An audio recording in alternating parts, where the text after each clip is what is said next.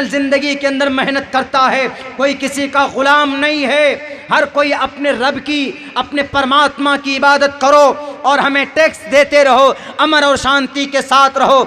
जब हर किसी के साथ जब मसावात और बराबरी का मामला देखा तो इराक और शाम के टोटल यहूदी और क्रिश्चियन, वहाँ की यहूदियत और सेहूनियत तब्दील हो जाती है।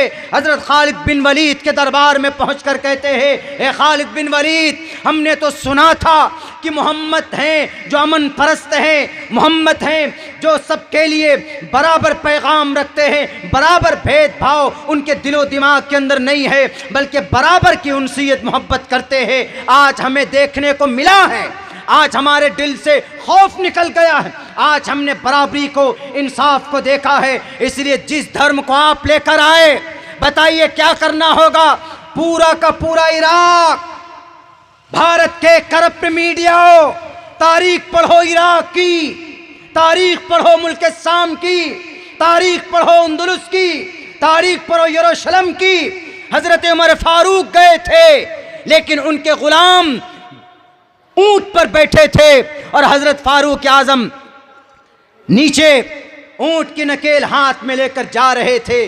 तो लोगों ने कहा कि वाह, कितना खूबसूरत, नीचे गुलाम जा रहा है, खादिम जा रहा है, और ऊपर ये इनके गुरु बैठे हैं, काले काले होंठ हैं, पूरी काली शक्ल है। हालांकि वो खादिम उनके ऊपर थे, क्यों? बारी उनकी बैठने की थी। 700 मील का सफ़र तय करके यरूशलेम पहुँचे थे उमर फारूक। उनकी इस चीज़ को देखकर अबू उबैदा ने कहा कि अरे वो हुक्मरान नहीं है, वो नहीं है, गुरु नीचे हैं, हुक्मरान अमीर हमारे नीचे, खलीफा हमारे जो अमीरुल मोमिनीन है वो नीचे हैं। उनके इस फ़ैल को देखकर यरूशलेम के हज़ारों की तादाद में क्रिश्चियनों ने सर झुका दिया। सर मतलब यानी ये कहा कि अमीरुल मोमिनीन, हमने इतना बड़ा बादशाह, इतना दिल वाला बादशाह आज तक हमने नहीं देखा। हमने तो सुना था कि उमर वो है जो तलवारों से बात करते हैं, हमने तो सुना था कि उमर फारूक वो है जिन्हें देखकर दुश्मन अपना रास्ता बदल दिया करता है। इसीलिए हम आज आपको ये लीजिए चाबी, बैतुल मक़दिस की चाबी लीजिए। यरूशलेम में, फ़लस्तीन में कोई जुल्म ज़्यादती नहीं हुई थी। चीखने वालों कि तलवारों वाला धर्म है, पढ़ो ना कुरान, ला इकराह फिद्दीन, the truth stands out from the error, clear from the error, there will be not compulsion in the religion. धर्म के अंदर कोई जोर ज़बरदस्ती नहीं। लेकिन पढ़ोगे कैसे? तुम्हें तो अपने गुरुओं को खुश करने के लिए न्यूज़ बनाने में बिजी रहते हो, फुर्सत मिलती ही नहीं। अपने ग्रंथों को पढ़ो, मकाम और फजीलत कैसे क्या होती है, इंसान और मानवता किसको बोलते हैं, पढ़ो ग्रंथों को, तुम्हें पता चल जाएगा। आज मैंने एक श्लोक, एक मंत्र पढ़ा है जिसके अंदर वाक़ईतन इतना अच्छा मैसेज श्री कृष्ण जी ने इंसानों को दिया है। इसके अंदर क्या कहा? ए लोगों, मुझे संस्कृत याद नहीं हुआ है, हो जाएगा बहुत जल्दी में, मैं उर्दू में ट्रांसलेट करता हूँ उसको। ए लोगों, ये दुनिया उल्टी वृक्ष है, पेड़ है, यानी ये सूखने वाली पेड़ है और ये पेड़ सूख जाएगी। आपस में जो तुम भेदभाव करते हो, ईश्वर तुम्हारे इस जुर्म अजीम को कभी माफ नहीं करेगा। कृष्ण जी कह रहे हैं, हमारे हिंदू भाइयों, आपको भी खड़ा होना होगा अपना हक लेने के लिए। कोई दलित नहीं है आप में, आपको दलित बनाया गया, आपके वेदात में दलित नहीं है, आप भारत के संविधान में आप दलित नहीं है, दलित हैं, लेकिन बराबरी का हक आपको दिया गया।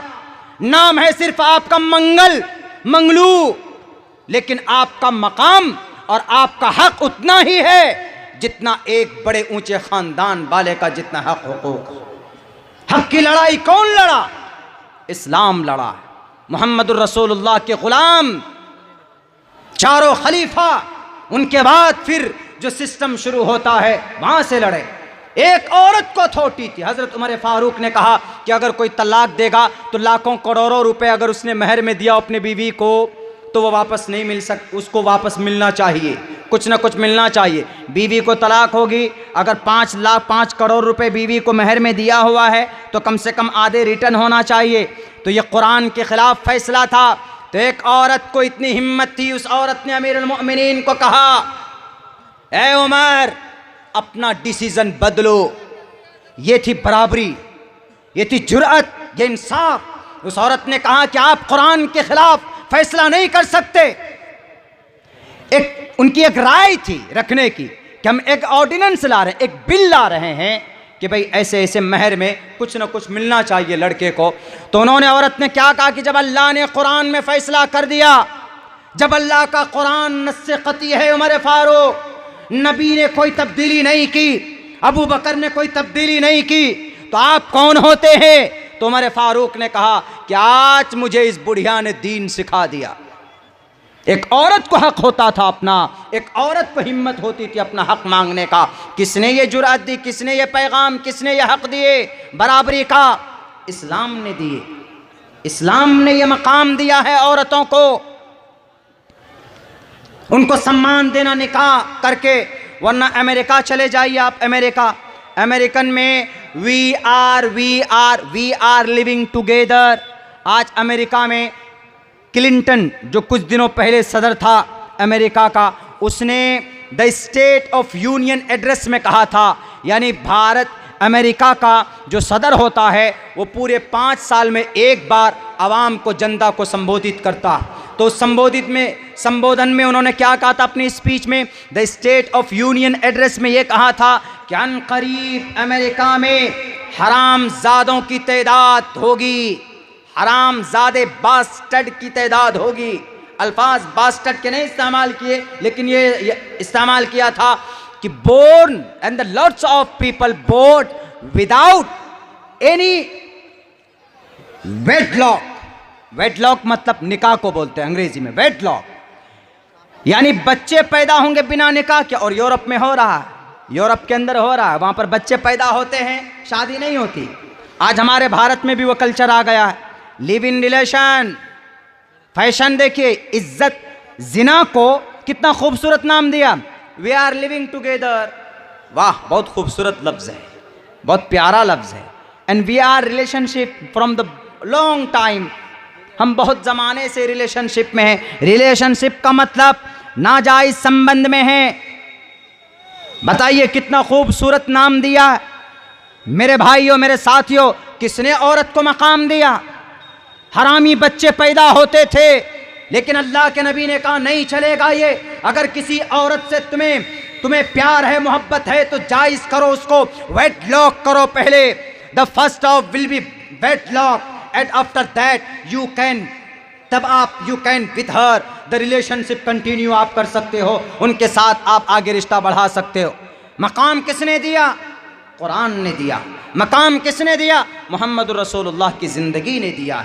लेकिन आज लोग तुले हैं जनाब, इस्लाम को बदनाम करने में। मैं लिख कर देता हूँ, नहीं प्रूफ कर सकते, इस्लाम के मुकाबले में नहीं आ सकते कोई भी, कहीं से कहीं तक भी। ऐसा नहीं कि उमर फारूक थे, 23 लाख मुरब्बा मील को फतह किया था तो जो मन में आया किया, नहीं। कुरान के खिलाफ, नबी पाक अलैहिस्सलाम के फरमान, उनके तरीक़े के खिलाफ उमर फारूक को भी अधिकार नहीं। इतने बड़े ताकतवर जनरल, मशरिक़ व मगरिब को फतह किया, हज़रत अब्बास के घर का परनाला उखाड़ कर फेंक दिया। हज़रत अब्बास रज़ी अल्लाह ताला अन्हु के घर का परनाला, चूँकि पानी निकलता गिरता था मस्जिद नबी के करीब में, तो नमाजियों को दिक्कत और दुश्वारी होती थी। तो हज़रत उमर फ़ारूक ने देखा तो हज़रत अब्बास गायब थे, उनकी आदम मौजूदगी में परनाला को उखाड़ कर फेंक दिया जाता है। तो उसके बाद क्या होता है पता है? उसके बाद हज़रत अब्बास आते। हज़रत अब्बास ने कहा कि ये परनाला कौन उतारा? तो लोगों ने कहा कि अमीरुल मोमिनीन ने उतार दिया परनाला। गुस्सा हो गए। कहाँ जाते हैं? सुप्रीम कोर्ट में गए। उस वक्त के सुप्रीम कोर्ट जज उबय बिन काब रज़ी अल्लाह ताला अन्हु सुप्रीम कोर्ट के जज थे, वो जस्टिस थे। वो उनके पास केस पहुंचता है। केस पहुंचने के बाद उमर फारूक भी हाजिर हुए। उमर फारूक के ऊपर केस हो गया। किन पर केस हुआ? अमीरुल मोमिनीन पर, जो हुक्मरान आला है। अगर आज किसी मंत्री के खिलाफ केस कर लो तो तुम्हारी तो डेथ, मौत पक्की है। अगर आज के डेट में किसी नेता के खिलाफ FIR कर लो तो आज तो फिर आपका टोलरेशन इतना होगा, आपको इतना टॉर्चर किया जाएगा कि मत पूछिए, जैसे हमको किया जाता है। हमको